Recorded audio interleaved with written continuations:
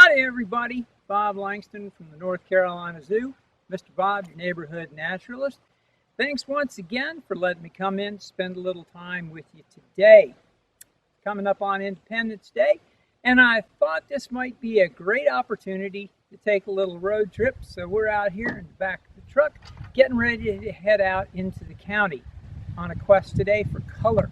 We're going to go out and see about finding some of the roadside wildflowers and wild plants that are growing all around Randolph County. I'm wearing my high visibility shirt today because I'm going to be walking on the side of the road.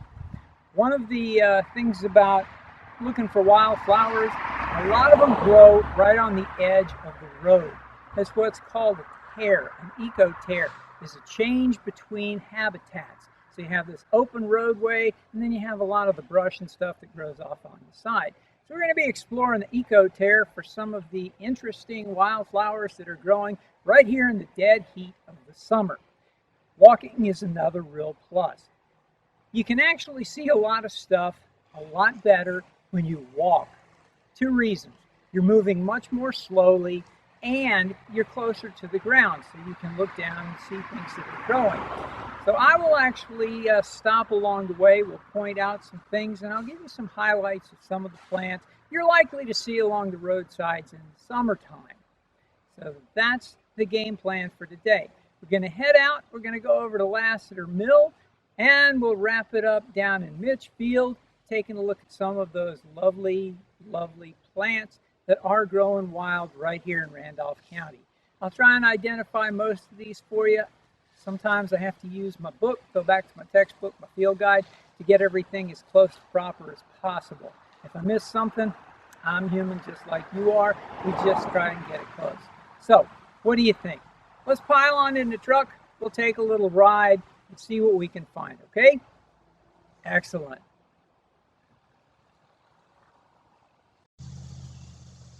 Well, here we are at the first stop. This is actually the Uwharrie River. Lassiter Mill is the location. The mill site was behind me. We're looking downstream towards Morrow Mountain, and here we have a collection of turtles doing what turtles do on a hot, muggy day in the summertime.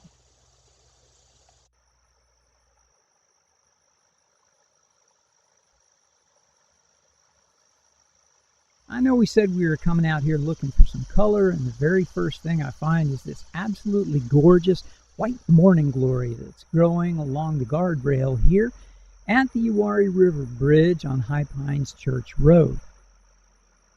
If you look down inside, you'll notice there are a couple of the local insects that are enjoying a meal and getting to absorb a little bit of pollen.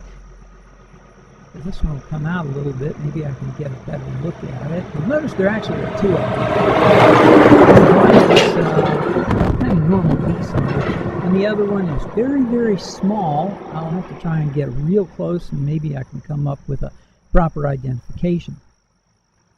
Anyway, the morning glories typically are vines. These things grow all over the place, and they need something to hang on to, whether it's a sign or guardrail or another plant or anything. And as is typically the case, they do tend to want to open up early in the day, and then as the evening sets in, they'll close up. It's one of the ways they retain their pollen and their nectar for some of the daytime feeders. The hummingbirds will feed from these, bees, as well as moths and butterflies.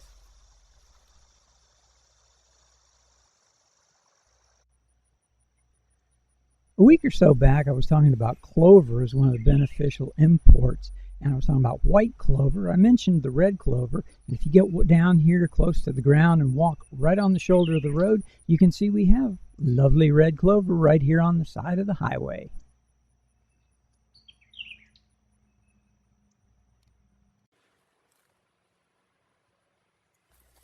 These lovely orange flowers that are growing right here is a plant that's called Trumpet Creeper.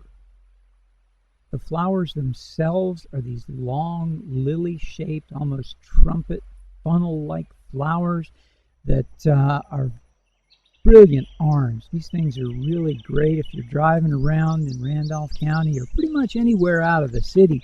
You can see these. They'll grow as a vine up on telephone poles, and the vine itself is pretty tough. It can actually snag your feet if it's growing on the ground. Sometimes it earns itself the nickname of the devil's shoelaces. If you look, you'll see these little tendrils that grow along here, and the vine can totally consume anything it covers, whether it's a plant, or if it's a fence post, or if it's a fence or a bridge or anything else like that. The flowers themselves, because of the way they're built, are wonderful places for hummingbirds and moths to feed, as well as butterflies and lots of the other insects and animals that are helping to pollinate plants all over the county. This little yellow and white flower that looks very much like a daisy is called daisy fleabane. Fleabane meaning that it's hoped by people that the smell and the scent of this flower would keep fleas and other things away from your clothes. So folks in colonial America and early American days would often pick these, and they would put them in the drawers with clothing because clothes weren't always washed in between wearings, and it would keep them a lot fresher over time. These are the berries and not so much the flowers. The blackberries bloomed about a month or so ago.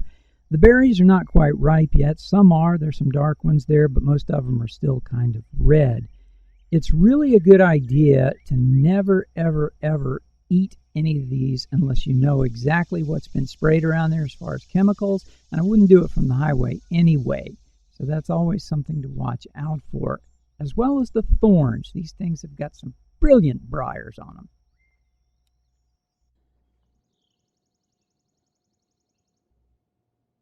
All along the roadsides, it's not unusual to see these yellow, daisy-looking flowers. Pretty much most of the flowers that have sort of a central disc and then petals in a circular pattern around them are all part of the family of asters, and these guys are no exception. This one's called a starry rosinweed. These flowers are really, really good for pollinators. That includes all of the native bees and the beetles and moths and butterflies and things of that sort. Hummingbirds will feed from them as well. But an added bonus to having this starry rosinweed close by is the fact that this is considered to be really, really good food and forage for animals like white-tailed deer. So it's a good thing to kind of have them around your property. They'll attract wildlife, not just the flying kind and not just the six-legged kind, but sometimes it's the four-legged walking kind.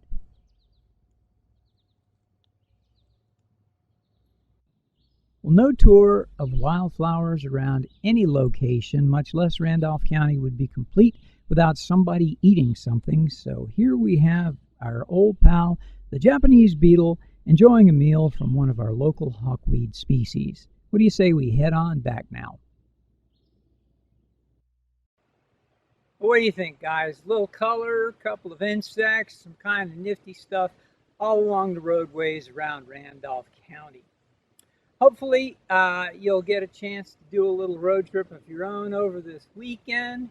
Get out, see some of the cool things that are happening around, whether they're the turtles, whether they're the water, or whether they're like this Trumpet Creeper cowhage vine over my shoulder here. If I stand here too long, it'll take over what I'm doing. I'll have it growing all over me. Yeah. One of those crazy things. It will do that. Those tendrils I showed you a little while ago. Again, a reminder that if you visit the zoo's website, the zoo is now open. We do have some limitations. We only let in a certain number of people each and every day. You do need to purchase your tickets online in advance. And we do have appointments for your entry into the park. Check our website at www.nczoo.org. You can get all those details as well. Find out a little bit more while you're there about our virtual summer camps. If you're a curious person such as those of us who consider ourselves to be naturalists, students of natural history, you might learn some really cool stuff depending on your height. It's all up to you. So without anything further going on, I want to wish everybody a wonderful Independence Day. Again, Mr. Bob, your neighborhood naturalist with the North Carolina Zoo. Thank you very kindly for letting me join you today, and I hope to see you again. Take care and be safe. Bye now.